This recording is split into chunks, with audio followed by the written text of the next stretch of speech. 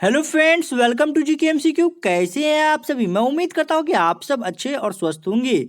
आज मैं आप सभी के आरआरबी एनटीपीसी प्रीवियस ईयर के ऑल जीके की सीरीज लेकर आया हूं और आज क्लास फर्स्ट है और टोटल 50 क्वेश्चंस होंगे। इसमें आप लोगों को 20 दिनों की लगभग क्लास चलेगी। लगभग 1000 क्वेश्चंस मैं कंप्लीट कर पाऊंगा और आप लोग को मैं बता देता हूं कि 1000 क्वेश्चंस लगभग जीके के हैं जो कि आप लोग को कंप्लीट करना है। और आप लोग को मैं बता देता हूं कि इससे पहले की जो क्लास हो चुकी है एनटीपीसी प्रीवियस ईयर की, उसका लिंक आप लोग को डिस्क्रिप्शन बॉक्स में मिल जाएगा। मैंने एनटीपीसी प्रीवियस ईयर के ऑल जीके को कंप्लीट करा दिया है। जितने सारे जीके थे उसके सारे कंप्लीट हो चुके हैं। लगभग में 1750 जीके थे और जो कि आप लोग को 2016 के प्रीवियस एग्जाम में पूछे गए थे, वो सब का लिंक आप लोग को डिस्क्रिप्शन बॉक्स में मिल जाएगा। प्लेलिस्ट का नाम है प्लेटफॉर्म जनरल नॉलेज सीरीज। आप लोग प्लेलिस्ट पर जाके चेकआउट कर सकते हैं। आप लोग के लिए काफी हेल्पफुल प्लेलिस्ट है। और मैं आप लोग को बता देता हूं कि आप लोग को यदि प्लेटफॉर्म की जनरल साइंस सीरीज करना है तो उसका भी लिंक आप लोग को डिस्क्रिप्शन बॉक्स में मिल जाएगा। और प्लेटफॉर्म की जनरल साइंस में आप लोग को प्लेटफॉर्म की फिजिक्स, प्लेटफॉर्म की केमिस्ट्री और प्लेटफॉर्म की बायोलॉजी कराई गई है मेरे द्वारा, जो कि आप लोग के लिए काफी हेल्पफुल है। आप लोग वो भी डिस्क्रिप्शन बॉक्स में जाकर चेकआउट कीजिए, आप लोग के लिए काफी मददगार साबित होगी। जो भी एनटीपीसी और ग्रुप डी की तैयारी कर रहे हैं और आरबीएलपी टेक्नीशियन की तैयारी कर रहे हैं उनके लिए काफी हेल्पफुल है ये सीरीज। आप लोग जो है इस वीडियो को पूरा पूरा लास्ट तक देखें, आप लोग के लिए काफी हेल्पफुल है। यदि आप लोग इस बुक को परचेज करना चाहते हैं, डिस्क्रिप्शन बॉक्स में लिंक मिल जाएगा, आप लोग वहां से परचेज कर सकते हैं। बुक का नाम मैं दे दूंगा आप लोग को, प्लेटफॉर्म जनरल नॉलेज बुक, और आप लोग को डिस्क्रिप्शन बॉक्स में लिंक मिल जाएगा, आप लोग वहां से चेकआउट कर सकते हैं। जो भी मेरे चैनल पर नए हैं, चैनल को सब्सक्राइब कर लीजिए, बेल आइकन को प्रेस कर लीजिए दोस्तों, और आप लोग वीडियो को लाइक कर दीजिए। वीडियो को लाइक करना है और शेयर कर देना है। जहां भी शेयर करने का मौका मिलता है अपने व्हाट्सएप एंड फेसबुक ग्रुप में, जहां भी शेयर करने का मौका मिलता है शेयर कर दीजिए। चलिए हम लोग आगे बढ़ते हैं और सीधा सीधा क्वेश्चंस पर आते हैं। आरबी एलपी स्टेज 1 का यह जो है आप लोग को 9/8/2018 का शिफ्ट फर्स्ट का क्वेश्चन है। चलिए, रिक्त स्थान में सबसे उपयुक्त विकल्प को भरना है हम लोग को। वे पौधे जिनमें पौधे के विभिन्न भाग उपस्थित नहीं होते हैं वे डैश समूह से संबंधित है। पहला है फेंड्रोगेम्स, दूसरा है थैलोफाइटा, तीसरा है टेरिडोफाइटा और चौथा है ब्रायोफाइटा। इस क्वेश्चन का जो राइट आंसर हो जाएगा दोस्तों वो हो जाएगा हम लोग का थैलोफाइटा, जो कि हम लोग के बी नंबर ऑप्शन में है। बी नंबर ऑप्शन इस क्वेश्चन का राइट आंसर हो जाएगा। चलिए हम लोग आगे बढ़ते हैं। वे पौधे जिसमें पौधे के विभिन्न भाग उपस्थित नहीं होते हैं वे थैलोफाइटा समूह से संबंधित है। थैलोफाइटा वर्ग में शैवाल, कवक तथा जीवाणु मुख्य रूप से आते हैं। शैवाल पादप जगत का सबसे सरल जलीय पौधा है और शैवाल का अध्ययन फाइकोलॉजी में होता है। बर्फ पर उगने वाला शैवाल क्रिप्टोफाइट्स है और चट्टानों पर उगने वाला शैवाल जो है लिथोफाइट्स है। और थैलोफाइटा में संवहनीय ऊतक नहीं पाया जाता है। ब्रायोफाइटा भ्रूण बनाने वाली पौधों का सबसे साधारण समूह है और टेरिडोफाइटा अपुष्पोभिज पादपों का समूह है। चलिए हम लोग आगे बढ़ते हैं और दूसरे क्वेश्चन पर आते हैं। मेंडलीव की आवर्त सारणी में तत्वों के गुणों को उनके डैश का आवधिक स्वभाव माना जाता है। तो परमाणु संख्या, परमाणु द्रव्यमान या परमाणु के आकार या आयनीकरण इंथैल्पी। इस क्वेश्चन का जो राइट आंसर हो जाएगा वो हो जाएगा परमाणु द्रव्यमान, जो कि हम लोग के बी नंबर ऑप्शन में है। बी नंबर ऑप्शन इस क्वेश्चन का राइट आंसर हो जाएगा। मेंडलीव की आवर्त सारणी में तत्वों के गुणों को उसके परमाणु द्रव्यमान का आवधिक स्वभाव माना जाता है। मेंडलीव रूस के रसायन शास्त्री थे। इन्होंने परमाणु द्रव्यमान को पदार्थ का मूल गुण माना है था। और मॉसले ने आधुनिक आवर्त सारणी नियम 1913 ईस्वी में दिया। मॉसले ने परमाणु संख्या के आवर्त सारणी को आधार बनाया और आवर्त सारणी के निर्माण से तत्वों का अध्ययन करना सरल हो गया। चलिए हम लोग आगे बढ़ते हैं। जब एक परिपथ से कोई श्रृंखला में जुड़े हुए होते हैं तो करंट का मान बढ़ता है, कम होता है, या आप लोग को आधा हो जाता है, या एक ही रहता है। इस क्वेश्चन का जो राइट आंसर हो जाएगा दोस्तों वो हो जाएगा एक ही रह जाता है, जो कि हम लोग के डी नंबर ऑप्शन में है। डी नंबर ऑप्शन इस क्वेश्चन का राइट आंसर हो जाएगा। चलिए हम लोग आगे बढ़ते हैं। जब एक परिपथ में कोई प्रतिरोध श्रृंखला में जुड़े हुए होते हैं तो करंट का मान एक ही समान होता है। विद्युत परिपथ में प्रतिरोध का संयोजन दो प्रकार का होता है, श्रेणीक्रम और पार्श्वबद्ध। प्रतिरोधों को श्रेणीक्रम संयोजन की पहचान भिन्न भिन्न प्रतिरोधों में प्रवाहित होने वाली समान धारा है। अधिकतम प्रतिरोध प्राप्त करने के लिए जो प्रतिरोधों का श्रेणीक्रम में जोड़ा जाता है वो है आप लोग को RS बराबर R1 plus R2 plus R3। ये बात भी दिमाग में रखना है। और न्यूनतम प्रतिरोध प्राप्त करने के लिए समांतर क्रम में जोड़ा जाता है। श्रेणी क्रम का ये फॉर्मूला और समांतर क्रम का ये फॉर्मूला आप लोग को दिमाग में रखा रहता है। कभी कभी डायरेक्ट पूछ जाता है श्रेणी क्रम कभी कभी डायरेक्ट आप लोग को क्वेश्चन आ सकता है कि श्रेणी क्रम प्रतिरोध को जोड़ने के लिए जो फॉर्मूला है नीचे में दे देगा आपको फॉर्मूला, 3 फॉर्मूला ये दे देगा ऑप्शन में, और आप लोग को इसमें सेलेक्ट करना होगा। तो श्रेणी क्रम का याद रखना है ये है और समांतर क्रम का ये है। चलिए हम लोग आगे बढ़ते हैं और दूसरे क्वेश्चन को करते हैं। एक परमाणु में न्यूट्रॉन की संख्या किसके बराबर होती है? द्रव्यमान संख्या या परमाणु की संख्या, परमाणु संख्या या इलेक्ट्रॉन की संख्या। इस क्वेश्चन का जो राइट आंसर हो जाएगा दोस्तों वो हो जाएगा आप लोग को द्रव्यमान संख्या और परमाणु की संख्या, जो कि हम लोग के बी नंबर ऑप्शन में है। बी नंबर ऑप्शन इस क्वेश्चन का राइट आंसर हो जाएगा। एक परमाणु में न्यूट्रॉन की संख्या द्रव्यमान संख्या और परमाणु संख्या के बराबर होती है। परमाणु संख्या 3 मूल कणों इलेक्ट्रॉन, प्रोटॉन और न्यूट्रॉन से मिलकर बना होता है। परमाणु के केंद्र में एक नाभिक होता है जिसमें प्रोटॉन एवं न्यूट्रॉन रहते हैं। एक इलेक्ट्रॉन नाभिक के चारों ओर चक्कर लगाते हैं। परमाणु में प्रोटॉन एवं इलेक्ट्रॉन की संख्या समान एवं आवेश विपरीत होते हैं, जिसके कारण वह उदासीन होते हैं। किसी परमाणु के नाभिक में उपस्थित प्रोटॉन और न्यूट्रॉन की संख्याओं का योग उस परमाणु की द्रव्यमान संख्या कहलाती है। उसे ही हम लोग न्यूक्लियस कहते हैं। चलिए हम लोग आगे बढ़ते हैं। किसी सर्वाधिक कानून के माध्यम से भारत और पाकिस्तान 2 स्वतंत्र राष्ट्रों में विभाजित किए गए थे। भारतीय स्वतंत्रता अधिनियम 1947, पाकिस्तान स्वतंत्रता अधिनियम 1947, भारतीय स्वतंत्र विभाजन अधिनियम 1947, पाकिस्तान विभाजन अधिनियम 1947। इस क्वेश्चन का जो राइट आंसर हो जाएगा दोस्तों वो हो जाएगा हम लोग का ए नंबर ऑप्शन, भारतीय स्वतंत्रता अधिनियम 1947। ए नंबर ऑप्शन इस क्वेश्चन का राइट आंसर हो जाएगा। भारतीय स्वतंत्रता अधिनियम 1947 सर्वाधिक कानून के माध्यम से भारत और पाकिस्तान 2 स्वतंत्र राष्ट्रों में विभाजित किए गए थे। भारत का विभाजन धर्म के आधार पर हुआ और भारतीय स्वतंत्रता अधिनियम के अनुसार 14 अगस्त और 15 अगस्त की क्रमशः पाकिस्तान और भारत स्वतंत्र हुआ। 3 जून योजना के अनुसार भारत का विभाजन स्वीकार किया गया। भारत विभाजन योजना को माउंट बेटन योजना का बाल्कन प्लान भी कहा जाता है। रेडक्लिफ आयोग सीमांकन आयोग था जो भारत पाकिस्तान का सीमा निर्धारण किया। सर्च लाइट का प्रावर्तक कौन सा है? उत्तल दर्पण, अवतल दर्पण, बेलनाकार दर्पण, समतल दर्पण। इस क्वेश्चन का जो राइट आंसर हो जाएगा दोस्तों वो हो जाएगा बी नंबर ऑप्शन, अवतल दर्पण। चलिए हम लोग आगे बढ़ते हैं। सर्च लाइट का प्रावर्तक अवतल दर्पण है। अवतल दर्पण को अभिसारी दर्पण है क्योंकि यह अनंत से आने वाली किरणों को सिकोड़ता है। अवतल दर्पण के उपयोग गाड़ी के हेडलाइट में, बड़ी फोकस दूरी वाले अवतल दर्पण दाढ़ी बनाने के काम में, आंख नाक कान के डॉक्टर के उपयोग में, सोलर कुकर आदि में प्रयोग होता है। ट्रक चालकों या मोटर चालकों में चालक के बगल में पुष्प दृश्य दर्पण सड़क के लगे परावर्तक लैंपों में उत्तल दर्पण का प्रयोग किया जाता है। चलिए हम लोग आगे बढ़ते हैं। पानी को ब्लीचिंग पाउडर में मिलाने पर वह कौन सी गैस निकलती है? Carbon dioxide, hydrogen gas, oxygen या क्लोरीन। इस क्वेश्चन का जो राइट आंसर हो जाएगा दोस्तों वो हो जाएगा हम लोग का D number option, chlorine. Chlorine इस क्वेश्चन का राइट आंसर है। चलिए हम लोग आगे बढ़ते हैं। पानी को ब्लीचिंग पाउडर में मिलाने पर क्लोरीन गैस निकलती है। क्लोरीन का प्रयोग विरंजक के रूप में, सूती कपड़ों, कागज आदि रंग उड़ाने में, रोगाणुनाशक के रूप में, पेयजल में उपस्थित रोगाणुओं को क्लोरीन द्वारा नष्ट किया जाता है। फॉस्फोजीन, मास्टर गैस, ल्यूसाइड जैसी विषैली गैस के उत्पादन, क्लोरोफॉर्म के निर्माण में, चीनी को सफेद के लिए किया जाता है। क्लोरीन विषैला गैस है। क्लोरीन का निर्माण बेल्टन विधि, डीकन विधि और कैल्मर सॉल्वे विधि, नेल्सन सॉल्वे विधि द्वारा किया जाता है। निम्नलिखित में से किस अभिक्रिया द्वारा उच्च प्रतिक्रिया वाली धातुओं का निष्कासन होता है? उपयुक्त एजेंट द्वारा अपचयन, इलेक्ट्रोलिसिस, कैल्सिनेशन या रोस्टिंग। इस क्वेश्चन का जो राइट आंसर हो जाएगा दोस्तों वो हो जाएगा हम लोग का बी नंबर ऑप्शन, इलेक्ट्रोलिसिस इस क्वेश्चन का राइट आंसर हो जाएगा। चलिए हम लोग आगे बढ़ते हैं। इलेक्ट्रोलिसिस अभिक्रिया द्वारा उच्च प्रतिक्रिया वाली धातुओं का निष्कासन होता है।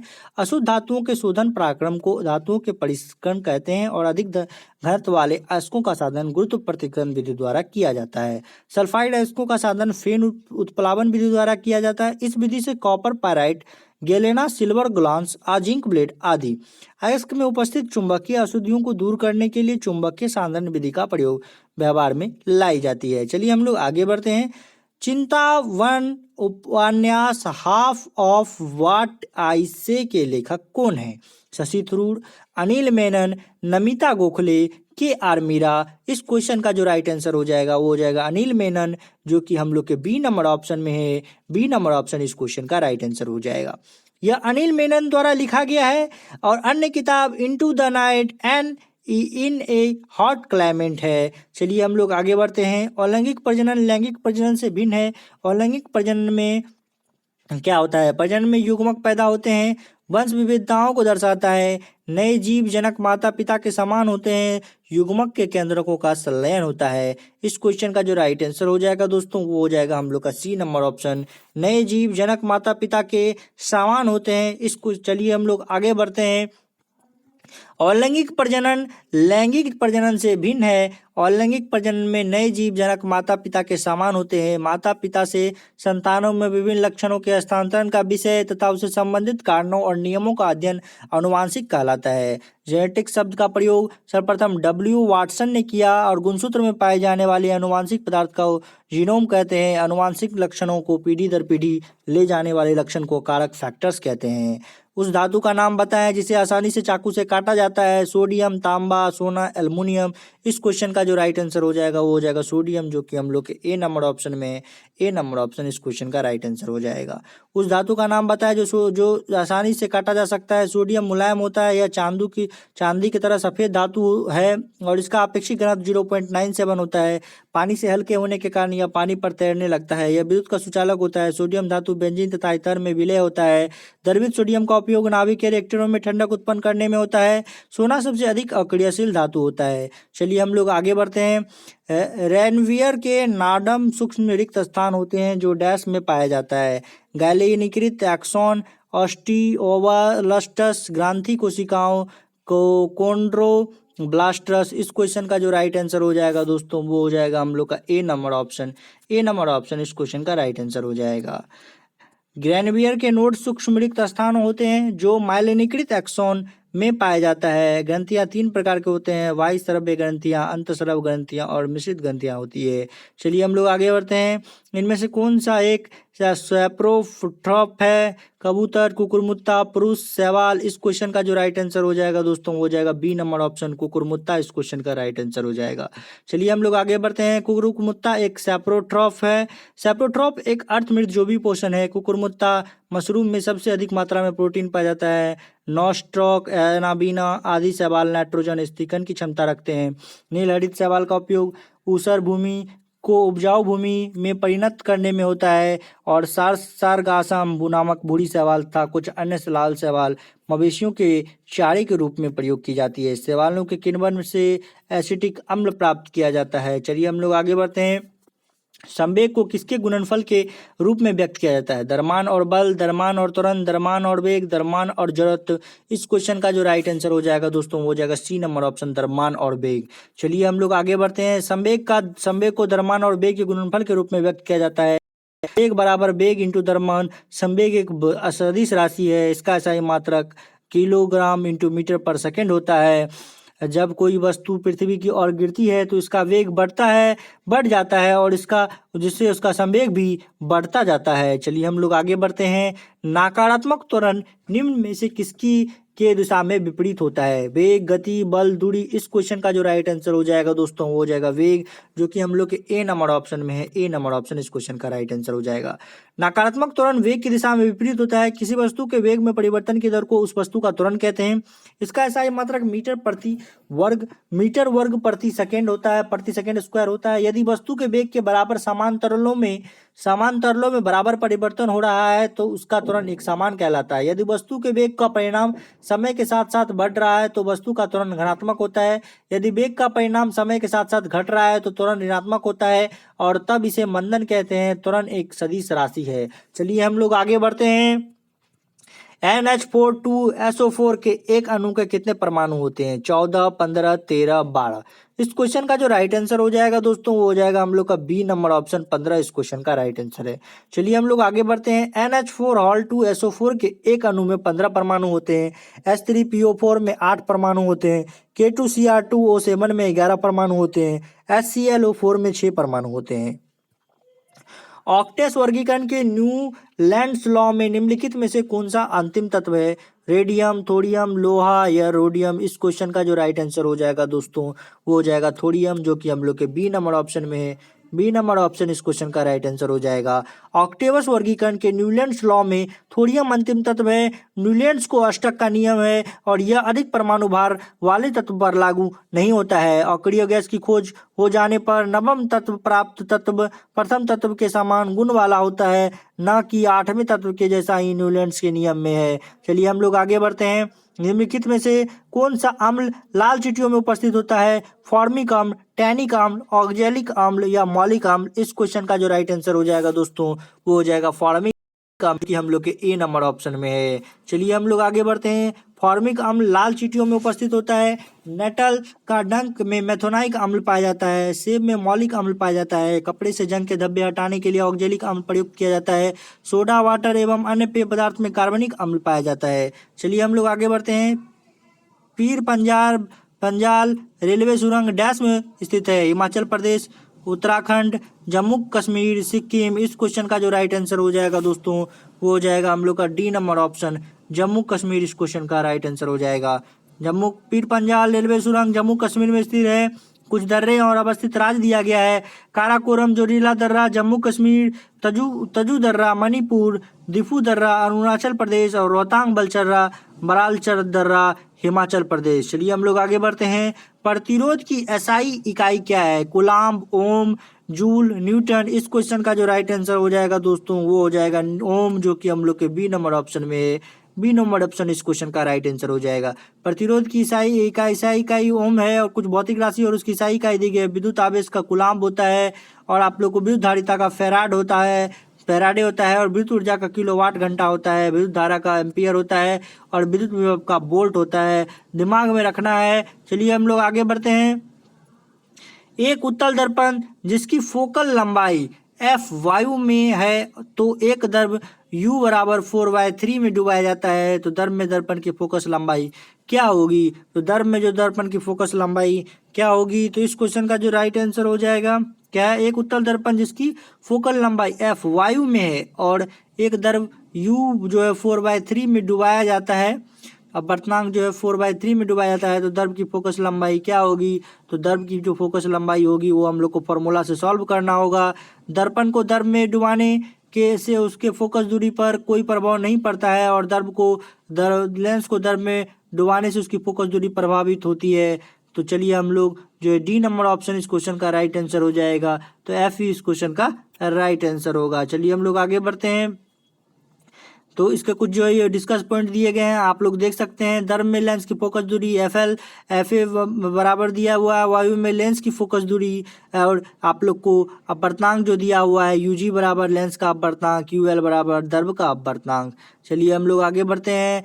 ओडिशा का अधिकतर डैश के कारण प्राकृतिक आपदाओं का सामना करना पड़ता है? भूकंप, चक्रवात, वर्षा, बूंदाबांदी। इस क्वेश्चन का जो राइट आंसर हो जाएगा दोस्तों वो हो जाएगा चक्रवात, जो कि हम लोग के बी नंबर ऑप्शन में है। बी नंबर ऑप्शन इस क्वेश्चन का राइट आंसर हो जाएगा। ओडिशा को अधिकतर चक्रवात के कारण प्राकृतिक आपदाओं का सामना करना पड़ता है। केंद्र में काम दब की स्थापना होने पर बाहर की ओर दाब बढ़ता जाता है। इस अवस्था में हवाएं बाहर से भीतर की ओर चलती है और इसे ही चक्रवात कहा जाता है। चक्रवात में वायु चलने की दिशा में उत्तरी गोलार्ध में घड़ी की सुइयों को विपरीत एवं दक्षिणी गोलार्ध में घड़ी की सुइयों के दिशा में होती है और टॉर्नेडो, हरिकेन्स, टाइफून चक्रवात का उदाहरण है। जब केंद्र में दाब अधिक होता है तो केंद्र से हवाएं बाहर की ओर चलता है। इसे प्रति चक्रवात कहते हैं और प्रति चक्रवात में मौसम साफ होता है। भूकंप का मूल कारण प्लेट विवर्तनांक क्रिया माना जाता है। चलिए हम लोग आगे बढ़ते हैं। निम्नलिखित में से किसने रासायनिक संयोजन के दो महत्वपूर्ण नियमों की स्थापना करके रासायनिक विज्ञान की नींव रखी थी? Ernest Rutherford, Democritus, Joseph L Proust, Antonio L Lavoisier. इस क्वेश्चन का जो राइट आंसर हो जाएगा दोस्तों वो हो जाएगा D number option, Antonio L Lavoisier. इस क्वेश्चन का राइट आंसर हो जाएगा। चलिए हम लोग आगे बढ़ते हैं। एंटोनियो एल लवोजियर रासायनिक संयोजन के दो महत्वपूर्ण नियमों की स्थापना करके रासायनिक विज्ञान की नींव रखी थी। लवोजियर को आधुनिक रसायन विज्ञान का जन्मदाता माना जाता है। रसायन विज्ञान की वह शाखा है जिसके अंतर्गत पदार्थों के गुणों, संगठन, रचना तथा उनमें होने वाली परिवर्तनों एवं उनकी क्रिया प्रतिक्रिया का अध्ययन किया जाता है। रसायन शब्द की उत्पत्ति मिस्र के प्राचीन भाषा कीमिया से हुई, जिसका अर्थ काला रंग होता है। प्रारंभ में रसायन के विज्ञान के अध्ययन में कॉमेटिंग कहा जाता है और रदरफोर्ड ने सन 1911 में अल्फा कणों के प्रकीर्णन के प्रयोग से परमाणु की आंतरिक व्यवस्था का पता लगाया। चलिए हम लोग आगे बढ़ते हैं। यदि आप एक दर्पण में देखते हैं और आप पाते हैं कि छवि आपका परावर्तन आपसे छोटा है तो दर्पण का प्रकार होगा। तो दर्पण का जो प्रकार होगा दोस्तों वो हो जाएगा उत्तल दर्पण। जब भी कोई छोटा प्रतिबिंब दिखता है तो वो उत्तल दर्पण में दिखता है। तो इस क्वेश्चन का right answer D number option हो जाएगा। यदि आप दर्पण में देखते हैं और आप पाते हैं कि आपका छवि परावर्तन आपसे छोटा है तो दर्पण उत्तल प्रकार का होगा। उत्तल दर्पण द्वारा जो बने प्रतिबिंब होते हैं उसकी यहाँ वस्तु स्थिति और प्रतिबिंब दिया है। वस्तु की स्थिति, प्रतिबिंब की स्थिति और वस्तु की तुलना के आकार। अनंत पर बनता है और ऐप पर प्रतिबिंब की स्थिति रहती है, बहुत छोटा एवं सीधा दिखता है। अनंत और ध्रुव पर बनता है, माइनस ऐप और ध्रुव के बीच होता है, छोटा एवं सीधा दिखता है। अवतल लेंस से प्रतिबिंब हमेशा वस्तु की ओर ही और लेंस तथा फोकस के बीच बनता है। यह अभिसारी सीधा वस्तु से छोटा होता है। चलिए हम लोग आगे बढ़ते हैं। मध्य प्रदेश का संबंध हीरे से ठीक वैसा ही है जैसा कि कर्नाटक का संबंध डैश से है, चांदी, प्लेटिनम, सोना, तांबा। इस क्वेश्चन का राइट आंसर हम लोग का सी नंबर ऑप्शन हो जाएगा, सोना इस क्वेश्चन का राइट आंसर होगा। चलिए हम लोग आगे बढ़ते हैं। मध्य प्रदेश का संबंध हीरे से ठीक वैसा ही है जैसा कि कर्नाटक का संबंध सोने से है। मध्य प्रदेश का पन्ना हीरा के लिए प्रसिद्ध है, कर्नाटक के कोलतार सोना के लिए प्रसिद्ध है और राजस्थान के खेतरी तांबे के लिए प्रसिद्ध है। तांबा धातु का प्रयोग मानव द्वारा सर्वप्रथम किया गया। चलिए हम लोग आगे बढ़ते हैं। किस राज्य सरकार ने योग गुरु रामदेव बाबा को योग और आयुर्वेद का ब्रांड एम्बेसडर बनाया? हरियाणा, उत्तर प्रदेश, हिमाचल प्रदेश, राजस्थान। इस क्वेश्चन का जो राइट आंसर हो जाएगा दोस्तों वो हो जाएगा हरियाणा, जो कि हम लोग के ए नंबर ऑप्शन में है। ए नंबर ऑप्शन इस क्वेश्चन का। अप्रैल 2015 में हरियाणा सरकार ने रामदेव को योगा और आयुर्वेद का ब्रांड एम्बेसडर बनाया। चलिए हम लोग आगे बढ़ते हैं। खाद्य पदार्थों में दुर्गंध अपने आने का मुख्य कारण वसा और तेलों का डैश है। हाइड्रोलिसिस, ऑक्सीकरण, शोधन या अवकरण। इस क्वेश्चन का जो राइट आंसर हो जाएगा दोस्तों वो हो जाएगा हम लोग का बी नंबर ऑप्शन, ऑक्सीकरण इस क्वेश्चन का राइट आंसर हो जाएगा। चलिए हम लोग आगे बढ़ते हैं। खाद्य पदार्थों में दुर्गंध आने का मुख्य कारण वसा और तेलों का ऑक्सीकरण है। विद्युत ऋणात्मक परमाणु या मूलक का अनुपात बढ़ना, यह घन आवेश का बढ़ना, या इलेक्ट्रॉन को ग्रहण करना अवकरण कहलाता है। उच्च दाब पर निकेल उत्प्रेरक की उपस्थिति में हाइड्रोजन वनस्पति तेलों से संयोग करके उन्हें वनस्पति घी में परिणत कर देता है। इस क्रिया को तेलों का हाइड्रोजनीकरण कहते हैं। खाद्य पदार्थों के संरक्षण के लिए बेंजोइक रसायन का प्रयोग किया जाता है। गर्मी में खाना जल्दी खराब होता है। चलिए हम लोग आगे बढ़ते हैं। निम्नलिखित में से कौन बढ़ते भ्रूण के लिए पोषक उत्तक का कार्य करता है? बीजांड, अंडाशय या एंडोस्पर्म या युग्मनज। इस क्वेश्चन का जो राइट आंसर हो जाएगा दोस्तों वो हो जाएगा सी नंबर ऑप्शन इस क्वेश्चन का राइट आंसर हो जाएगा। एंडोस्पर्म इस क्वेश्चन का राइट आंसर हो जाएगा। एंडोस्पर्म बढ़ते भ्रूण के लिए पोषक उत्तक का कार्य करता है। भ्रूण में 5वें सप्ताह तक 3 जनित स्तरों का निर्माण हो जाता है जो एंडोर्म, मीसोडर्म और एक्टोडर्म है। निषेचन के लगभग 10 सप्ताह तक के विकसित युग्मनज को तथा भ्रूण तथा युग्मनज में होने वाले विभिन्न प्राकृतिक कार्मिक परिवर्तनों को भ्रूणीय विकास कहते हैं। भ्रूण का पोषण जरायु, कोरिन, एमनियायम एवं आपरा प्लेसेंटा द्वारा होता है। निषेचन क्रिया के बाद बना युग्मनज तीव्रता से समसूत्री विभाजनों द्वारा विभाजन होने लगता है। अंडाशय का मुख्य कार्य अंडाणु पैदा करना है। चलिए हम लोग आगे बढ़ते हैं। 2016 में ओलंपिक खेल कौन से बाहर शहर में आयोजित हुए थे? पेरिस, मैक्सिको, रियो डी जेनेरियो, लंदन। इस क्वेश्चन का जो राइट आंसर हो जाएगा दोस्तों वो हो जाएगा हम लोग का C number option, Rio de Janeiro. चलिए हम लोग आगे बढ़ते हैं। कठोपनिषद में नचिकेता नामक एक किशोर और देवता के बीच हुए एक बातचीत दर्ज है। निम्नलिखित में से कौन सा देवता नचिकेता से बात कर रहा है? भगवान यम, भगवान शिव, भगवान इंद्र, भगवान कार्तिकेय। इस क्वेश्चन का जो राइट आंसर हो जाएगा दोस्तों वो हो जाएगा ए नंबर ऑप्शन, भगवान यम। चलिए हम लोग आगे बढ़ते हैं। कठोपनिषद में नचिकेता नामक एक किशोर और देवता के बीच बातचीत दर्ज है। भगवान यम देवता और नचिकेता से बात कर रहा है। कठोपनिषद में भगवान यम और नचिकेता के बीच आत्मा के सारत्व पर बातचीत होता है और यमराज ने नचिकेता को आत्मा को अमर अजरता की ज्ञान दी और श्री कृष्ण ने भी गीता में आत्मा को अमर अजरता की चर्चा की है। आत्मा की अमरता की चर्चा सर्वप्रथम कठोपनिषद में हुआ। भगवान यम को मृत्यु का देवता माना जाता है। उत्तर वैदिक काल में 108 उपनिषद लिखी गई। चलिए हम लोग आगे बढ़ते हैं। 20.0 सेंटीमीटर की वक्रता की त्रिज्या वाले एक अवतल दर्पण की फोकस दूरी होगी 15 सेंटीमीटर या 20 सेंटीमीटर या 5 सेंटीमीटर या 10 सेंटीमीटर। चलिए हम लोग इसके जो है आप लोग फोकस दूरी बराबर जो होता है वक्रता की त्रिज्या बाय 2 वाला फॉर्मूला लगाकर बनाते हैं और इस क्वेश्चन का जो राइट आंसर हो जाएगा वो हो जाएगा 10 सेंटीमीटर, जो कि हम लोग के डी नंबर ऑप्शन में है। तो डी नंबर ऑप्शन इस क्वेश्चन का राइट आंसर होगा। चलिए हम लोग आगे बढ़ते हैं। युद्ध के मैदान में हमेशा डैश रहते हैं? तीर, हाथी, रथ, सैनिक। इस क्वेश्चन का जो राइट आंसर हो जाएगा दोस्तों वो हो जाएगा सैनिक, जो कि हम लोग के डी नंबर ऑप्शन में, डी नंबर ऑप्शन इस क्वेश्चन का राइट आंसर हो जाएगा। युद्ध के मैदान में हमेशा सैनिक रहते हैं। सैनिक को ऋग्वेद में योद्धा कहा गया है। सैनिक का युद्धकालीन सर्वश्रेष्ठ पुरस्कार परमवीर चक्र है। शांतिकालीन वीरता का सर्वोच्चतम सम्मान अशोक चक्र है।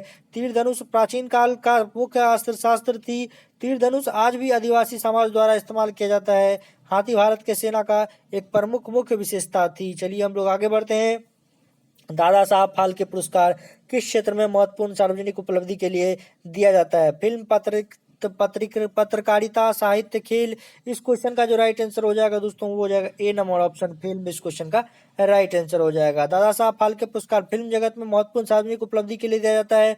भारत में सर्वोच्च फिल्म क्षेत्र का पुरस्कार दादा साहब फाल्के पुरस्कार है। यह अवार्ड 1969 से दिया जाता है। सर्वप्रथम इस अवार्ड को देविका रानी रोडिक को मिला और दादा साहब फाल्के 2000 पुरस्कार 2017 में विनोद खन्ना को मिला। दादा साहब फाल्के भारत में फिल्म जगत का जनक है और इन्होंने सर्वप्रथम 1913 ईस्वी में राजा हरिश्चंद्र फिल्म बनाया।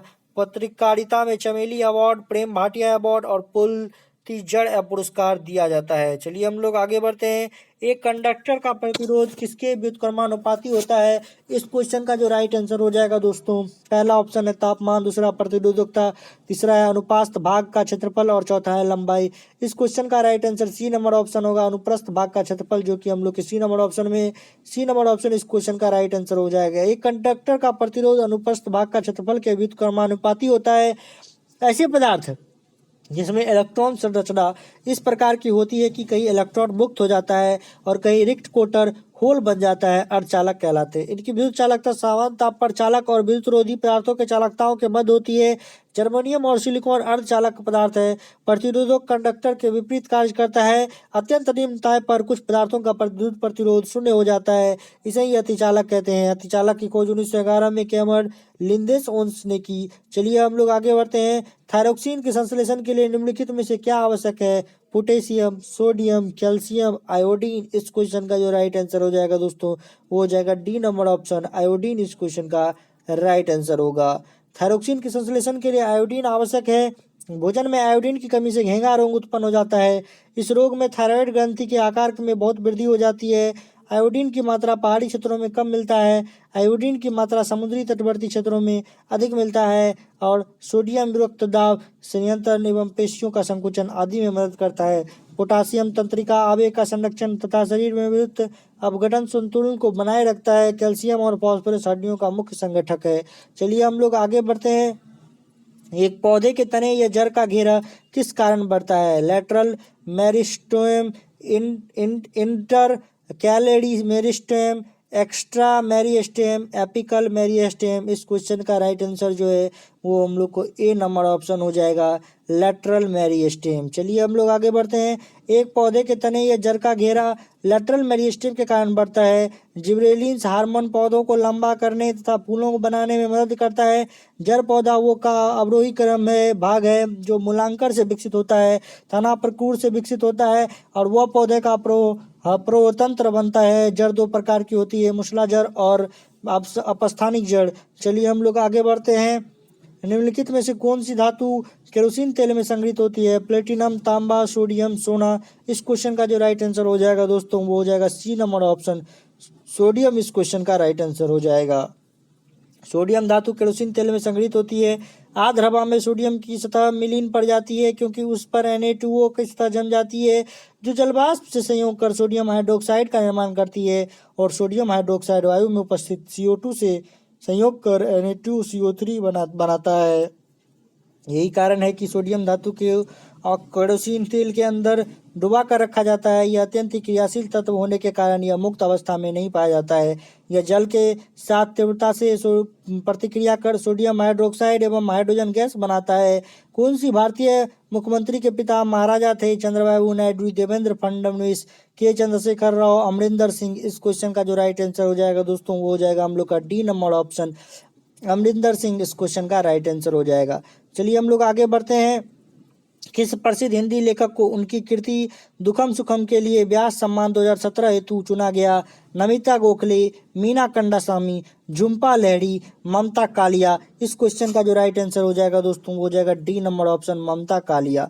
चलिए हम लोग आगे बढ़ते हैं। हृदयनाथ मंगेशकर पुरस्कार 2017 किसने जीता है? जावेद अख्तर, आशा भोसले, शबाना आजमी, अनुपम खेर। इस क्वेश्चन का जो राइट आंसर हो जाएगा दोस्तों वो हो जाएगा ए नंबर ऑप्शन जावेद अख्तर इस क्वेश्चन का राइट आंसर हो जाएगा। चलिए हम लोग आगे बढ़ते हैं। सेल्सियस से केल्विन पर तापमान को बढ़ाने के लिए आपको निम्न में से क्या करना होगा? दिए गए तापमान को 273 से गुणा करें, दिए गए तापमान में 273 जोड़ें, दिए गए तापमान से आप लोग 273 से विभाजित करें, दिए गए तापमान में से 273 घटाए। तो बी नंबर ऑप्शन इस क्वेश्चन का राइट आंसर है, दिए गए तापमान में 273 जोड़े। चलिए हम लोग आगे बढ़ते हैं। सी बराबर जो है आप लोग को 100 दिया हुआ है और जो है यहाँ पे C/100 बराबर जो है यहाँ पे फॉर्मूला दिया हुआ है आप लोग को। डिग्री सेल्सियस को जो है फॉरेनहाइट में बदलने के लिए हम लोग क्या क्या करते हैं और केल्विन में बदलने के लिए हम लोग क्या क्या करते हैं, क्या क्या फॉर्मूला लगाते हैं, वो सारा चीज़ दिया गया है। तो डिग्री सेल्सियस को केल्विन में बदलने के लिए +270 जोड़ते हैं। चलिए हम लोग आगे बढ़ते हैं। आप लोग को यदि इस पॉइंट को दिमाग में रखना है तो रख सकते हैं, ये पॉइंट आप लोग के लिए काफ़ी इंपॉर्टेंट है। चलिए हम लोग आगे बढ़ते हैं। भोजन वैसे ही फ्रिज से संबंधित है जैसे कपड़े से संबंधित है। गैराज, अलमारी, सामग्री। इस क्वेश्चन का जो राइट आंसर हो जाएगा दोस्तों वो हो जाएगा हम लोग का, मैं आप लोग को बताता हूँ, अलमारी, जो कि हम लोग के बी नंबर ऑप्शन में है। तो बी नंबर ऑप्शन इस क्वेश्चन का राइट आंसर हो जाएगा। भोजन वैसे ही फ्रिज से संबंधित है जैसे कपड़े अलमारी से संबंधित है। चलिए हम लोग आगे बढ़ते हैं। निम्नलिखित में से कौन सा प्रकृति में कभी अकेले नहीं होता है? जड़त्व, बल्ब, संवेग, वेग। इस क्वेश्चन का जो राइट आंसर हो जाएगा दोस्तों वो हो जाएगा, मैं आप लोग को बता देता हूँ, इस क्वेश्चन का राइट आंसर हो जाएगा बल, जो कि हम लोग के बी नंबर ऑप्शन में है। तो बी नंबर ऑप्शन इस क्वेश्चन का राइट आंसर हो जाएगा। बल प्रकृति में कभी अकेले नहीं होता है। वह बल बाह्य बल है जो किसी वस्तु की प्रारंभिक अवस्था में परिवर्तन करता है या परिवर्तन करने का चेष्टा करता है। बल एक सदिश राशि है, बल का मात्रक न्यूटन है। निम्नलिखित गैसों में से कौन सी गैस बायोगैस संयंत्र से उत्पन्न होती है? CO, H2S, CH4, CO2। इस क्वेश्चन का जो राइट आंसर हो जाएगा दोस्तों वो हो जाएगा हम लोग का ए नंबर ऑप्शन CO इस क्वेश्चन का राइट आंसर हो जाएगा। चलिए हम लोग आगे बढ़ते हैं। CO गैस बायोगैस संयंत्र से उत्पन्न नहीं होता है। CO गैस मुख्यतः मोटर वाहन एवं कल कारखानों से निकलने वाला धुआं का मुख्य भाग है। CO रुधिर एवं फेफड़ों रोग से संबंधित रोग का कारण बनता है। बायोगैस में मुख्यतः मीथेन, CO2 और हाइड्रोजन सल्फाइड गैस बनता है। इसमें मीथेन की मात्रा लगभग 65% होती है। धान के खेतों से भी मीथेन गैस निकलता है। चलिए हम लोग आगे बढ़ते हैं। भारतीय पैरालंपिक हाई जंपर का नाम बताएं जिन्होंने रियो ओलंपिक्स में स्वर्ण पदक प्राप्त किया और उन्होंने 2017 में पद्मश्री से सम्मानित किया गया। इस क्वेश्चन का जो राइट आंसर हो जाएगा दोस्तों वो हो जाएगा हम लोग का सी नंबर ऑप्शन मरियप्पन थांगुवेले इस क्वेश्चन का राइट आंसर हो जाएगा। चलिए हम लोग आगे बढ़ते हैं। GST लागू करने वाला पहला देश कौन सा था? Canada, France, Australia, Germany. इस क्वेश्चन का जो राइट आंसर हो जाएगा वो हो जाएगा फ्रांस, जो कि हम लोग के बी नंबर ऑप्शन में है। बी नंबर ऑप्शन इस क्वेश्चन का राइट आंसर हो जाएगा। GST लागू करने वाला प्रथम देश फ्रांस है। फ्रांस में GST 1954 ईस्वी में लागू किया गया। भारत में GST लागू 1 जुलाई 2017 को हुआ। GST कानून से आर्थिक सुधार और क्रांतिकारी कदम सरकार मान रही है और GST का सर्वोत्तम में 5, 12, 18, 28% टैक्स स्लैब है और विश्व बैंक ने चिली देश के बाद सबसे कठोर GST कानून भारत का माना है और GST में टैक्स स्लैब अधिकार और वस्तुओं को समीकरण को लेकर मुख्य रूप से आलोचना हो रही है। चलिए हम लोग आगे बढ़ते हैं। क्लोरीन गैस का उपयोग निम्न में से किसके निर्माण में किया जाता है? Baking powder, baking soda, bleaching powder या धुलाई सोडा। इस क्वेश्चन का जो राइट आंसर हो जाएगा दोस्तों वो हो जाएगा हम लोग का C number option bleaching powder. चलिए हम लोग आगे बढ़ते हैं। क्लोरीन गैस का उपयोग ब्लीचिंग पाउडर के निर्माण में होता है। क्लोरीन गैस का प्रयोग विरंजक के रूप में वस्त्र उद्योग में होता है। रोगाणु गैस के रूप में होता है। विषैली गैस के उत्पादन में होता है। चीनी उद्योग आदि में होता है। क्लोरीन हरे पीले रंग की तीखी और दम घोटने वाली गंध की गैस है। ब्लीचिंग पाउडर का अणुसूत्र CaOCl2 है। इसका प्रयोग रासायनिक उद्योगों में उपचायक के रूप में, क्लोरोफॉर्म के उत्पादन में, कीटनाशु आदि के रूप में होता है। चलिए हम लोग आगे बढ़ते हैं। धातुएं अम्लों के साथ अभिक्रिया द्वारा उत्पन्न करती है। लवण और क्लोरीन, लवण और क्षार, लवण और हाइड्रोजन, लवण और पानी। इस क्वेश्चन का जो राइट आंसर हो जाएगा दोस्तों हो जाएगा सी नंबर ऑप्शन लवण और हाइड्रोजन। इस क्वेश्चन का राइट आंसर। धातु अम्लों के साथ अभिक्रिया द्वारा लवण और हाइड्रोजन उत्पन्न करती है। ऐसे तत्व हाइड्रोजन के अतिरिक्त जो इलेक्ट्रॉन को त्याग कर घनायन प्रदान करते हैं धातु कहलाते हैं। धातुएं सामान्यतः चमकदार, आघातवर्ध तथा तन्य होती है। धातुएं ऊष्मा एवं विद्युत की सुचालक होती है। सीसा एवं ऊष्मीय एवं विद्युत चालकता सबसे कम होती है। धातुओं के ऑक्साइड की प्रकृति क्षारीय होती है। चलिए हम लोग आगे बढ़ते हैं।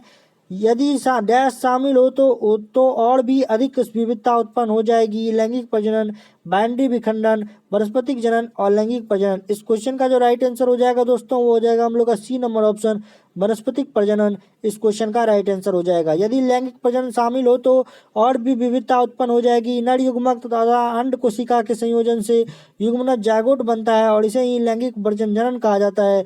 अनावृत्ति बीजी और आवर्त बीजी में मुख्यतः लैंगिक प्रजनन होते हैं। जैव विविधता पर्यावरण में क्षति के कारण कम हो रहा है। विषुवतीय क्षेत्रों में जैव विविधता अधिक पाया जाता है। ध्रुवीय प्रदेशों में जैव विविधता न्यूनतम पाया जाता है। चलिए हम लोग आगे बढ़ते हैं। एम कक्ष में शामिल हो सकने वाले इलेक्ट्रॉन की अधिकतम संख्या कितनी होती है? 8, 2, 18, 32। इस क्वेश्चन का जो राइट आंसर हो जाएगा दोस्तों वो हो जाएगा हम लोग का 18, जो कि हम लोग के सी नंबर ऑप्शन में, सी नंबर ऑप्शन इस क्वेश्चन का राइट आंसर हो जाएगा। एम कक्ष में शामिल हो सकने वाले इलेक्ट्रॉन की अधिकतम संख्या 18 होती है। चुंबकीय क्वांटम संख्या एम यह कक्ष के अभिविन्यास का निर्धारण करती है। चक्रण क्वांटम परमाणु में इलेक्ट्रॉन के चक्रण को बढ़ाता है। इसके दो मान होते हैं, -1/2 यानी +1/2 तथा -1/2। चलिए आज के लिए दोस्तों बस इतना ही। आप लोगों ने वीडियो को जो है देखने के लिए पूरा बहुत धन्यवाद। आप लोग वीडियो को लाइक कर दीजिए, शेयर कर दीजिए अपने व्हाट्सएप एंड फेसबुक ग्रुप्स में, जहां भी शेयर करने का मौका मिलता है शेयर कर दीजिए। और आप लोग को वीडियो कैसा लगा मुझे कमेंट बॉक्स में जरूर बताइए। तो मिलते हैं नेक्स्ट वीडियो में। Okay bye.